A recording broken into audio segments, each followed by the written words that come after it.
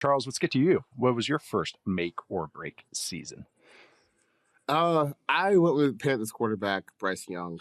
That's a good one too. Because I just like the discourse by the end of the season last year was in a really interesting place where, to me, it felt like when he started off, he was so like just unbelievably bad that any sort of progress, which we did see progress last year. We saw, obviously he's not the same player that he was week one or that he was as a rookie. It just felt like people wanted to vault him into a sphere that he's not in yet, just because it didn't look as bad as it was. I this is gonna sound mean, and I don't intend it to be mean. I just don't really know another way to describe it. It's like there were like discourse training wheels when it came to Bryce Young. It's like, oh, well, he's not that anymore, so that must mean he's good. Which is, I still think there's more leaps to take between not being like quite literally like one of the worst quarterbacks I've ever seen take an NFL field in my whole life. It was that bad, like Jimmy Clausen level bad when he first got started. Now he's just like fringe startable. I thought last year is how it ended last year, and obviously you want to see another leap. But I just felt like Bryce Young makes sense for me for this list because this is probably going to give everyone a chance to be like more honest about what his play has been, whether it's good or whether it's bad, only because I don't expect him to start as bad as he did last year. And I can understand why, like, if you're a Bryce Young fan, anything that wasn't that probably makes you feel like you're correct about him, but there's still ways to go. And when you're talking about a guy that you traded up for, and we know what the picks that the Panthers traded for Bryce Young have become, Jalen Carter plus Caleb Williams and a couple other picks, you kind of want this to turn into something that's still a little bit more efficient than it was last year. And I do think there's a chance for this to happen because we did see at the end of last year, one, the offensive line was good, the run game was good, and Dave Canales had some really good games as a play caller. Like the second game against Atlanta, I thought was just a brilliant game from Dave. And now you have a potentially a real number one wide receiver on the outside with Tetairoa McMillan. So there's a chance for him to improve, but I still just want to see him do it because I thought the discourse got a little strange towards the end of last season. Yeah, I'm feeling much better about Bryce and really just that whole Panthers offense. I just watched a few of the end season games. I'm pretty bullish on that whole entire offense, like the O-line, the receivers, the run game. Like it's pretty sweet. I even like Tommy Tremble, I'm looking at that receiver room, not just this year, in the future. And you got Coker, Leggett, and McMillan. Like even if Leggett just turns into a horizontal glorified gadget guy, I think a Coker, McMillan 1-2, that's a lot of beef. That's a lot of size that can just snag the football. I'm all about it. I tagged you in that play, Matt, because you keep saying Coker can win on the outside. I am telling you guys, Coker can win on the outside, and he can. The thing with Bryce, and this is what I keep coming back to, and I know trade, size, all speed, and I'm always going to say this stuff. Bryce Young has to be absolutely perfect with every decision to be successful. He gets no leeway, and just because of how he has to win. The ball has to get out early. He has to understand where his pressures are. He has to understand when to throw a check down. He has to understand when he turns on the creation button. He can make a guy miss in space, and he can get out of the pocket. You just don't want him to live that way just because of physics, especially when you're going against NFL caliber defenders. It doesn't take a lot of big hits, which I will give him credit for. But the thing is, I really like Bryce when I watch him, and we're just talking about this with Kyler, the quarterback stuff, the pre-snap stuff is really good.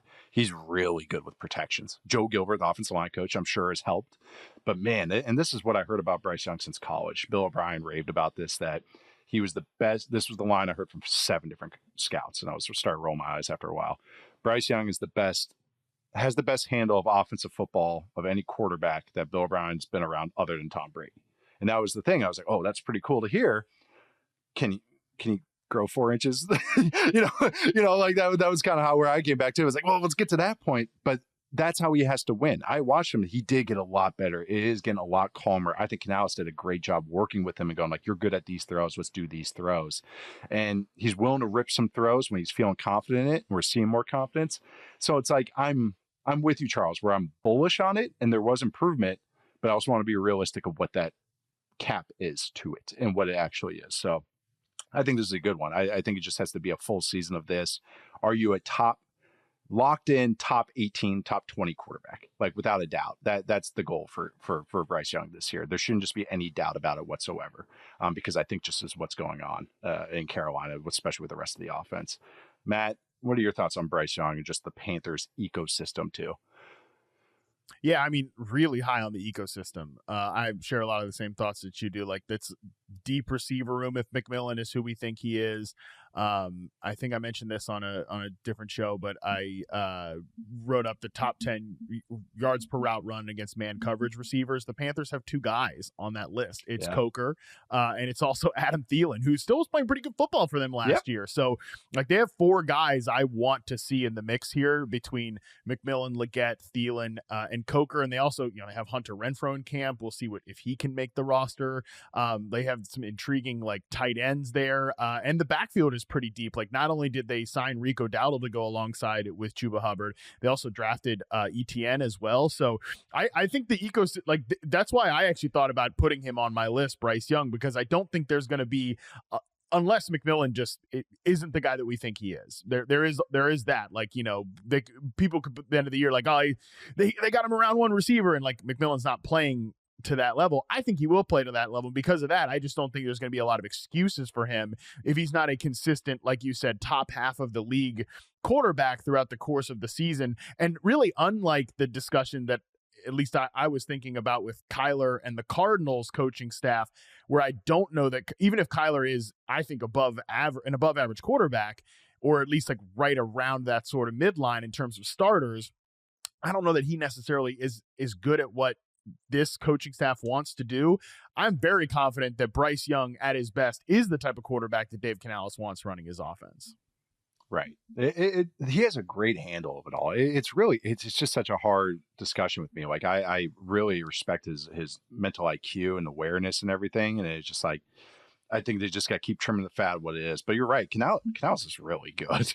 He's really good. That Panthers offense is well designed and well called. And the situation stuff's great. And the change ups they throw out there, the third down stuff is really good. And their empty stuff, like when you check out their empty formations, like they do some cool designs. But yeah, I know watched that last month of the Panthers season. I was like, we talked about during the season a bunch, but I'm really starting to get even more bullish on it, because it's like, I see it working. Like I'm seeing how it's getting built and seeing the success of it. So I think there's going to be more of that this year. Is he the best over the middle short quarterback? Like in the NFL, Bryce Young? I think he might be. I think he might be. Like in terms of working over the middle of the field. Yeah. If we go sub 6'2", yeah, I think he is. Because Kyler's not, Russ isn't, Jalen. Well, Jalen's still we'll got more girth and stuff, but yeah, he's not either. So yeah, Caleb doesn't throw over the middle either. So yeah, no, I like that one. Good point. He's the best in quick game for short quarterbacks too. Yeah, he definitely is. Caleb's good. Caleb's good too, but yeah, he's definitely one of the best quick game throwers as well.